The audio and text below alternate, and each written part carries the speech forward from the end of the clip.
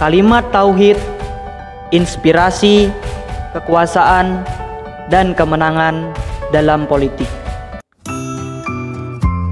Kalimat tauhid la ilaha illallah secara lafaz artinya tiada Tuhan selain Allah.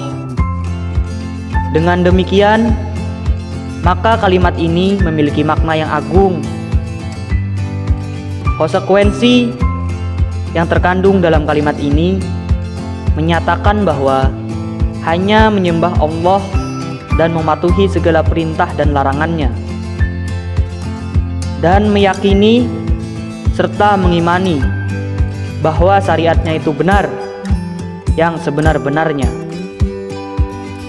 Maksudnya, seseorang yang mengikrarkan dengan sebenar-benarnya, baik sekedar mengucapkan maupun secara hakikat, maka ia mengikhlaskan dan berkomitmen bahwa segala tindak tanduk kehidupannya adalah beribadah kepada Allah dan tidak ada yang patut disembah selain Allah.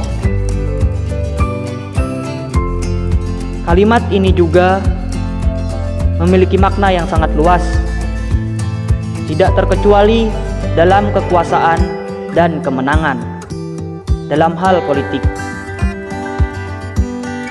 Karena tauhid adalah suatu kekuatan yang luar biasa dalam politik Islam. Karena di sana akan bisa menciptakan keadilan bagi seluruh manusia. Dalam firman Allah surah Muhammad ayat 35, maka janganlah kamu lemah dan mengajak damai, karena kamulah yang lebih unggul dan Allah beserta kamu, dan Dia tidak akan mengurangi segala amalmu. Dari ayat ini kita dapat menumbuhkan semangat untuk meraih kekuasaan dan kemenangan dalam membuat kemaslahatan umat. Politik atau yang kita kenal siasah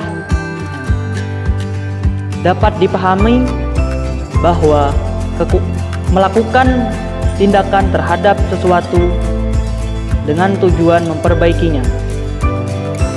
Maksudnya adalah cara memperbaiki kehidupan umat manusia yang sering disebut rahmatan lil alamin atau penuh dengan nilai-nilai Islam. Jika dulu peperangan dengan senjata dan senjata, sekarang politik dan peperangan. Jangan sampai lemah karena takut. Bertauhid itu pemenang karena kekuatan iman kepada Allah bersama orang-orang yang beriman yang akan memenangkan, dan tidak ada pahala yang sia-sia ketika kita berjuang dan terus berjuang di jalan Allah.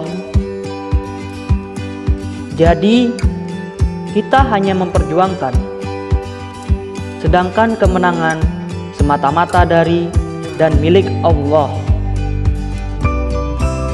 Jangan terdoktrin bahwa politik itu sesuatu yang kotor. Sebenarnya doktrin seperti ini bertujuan agar orang-orang mukmin jangan berpolitik, dan akhirnya kekuasaan politik dikuasai orang-orang yang fasik. Padahal jika ditelisik pada masa lampau, orang-orang mukminlah yang berkuasa dan mampu membuat kemaslahatan umat. Selain itu, perlu dipahami bahwa kekuasaan atau berkuasa adalah konsekuensi iman dan sunnah Rasulullah Shallallahu Alaihi Wasallam. Yang dimaksud berkuasa adalah dengan kaidah-kaidah Islam atau dengan syariat Islam atau penuh dengan nilai-nilai Islam yang tentu harus yang benar, yakni untuk kemaslahatan umat.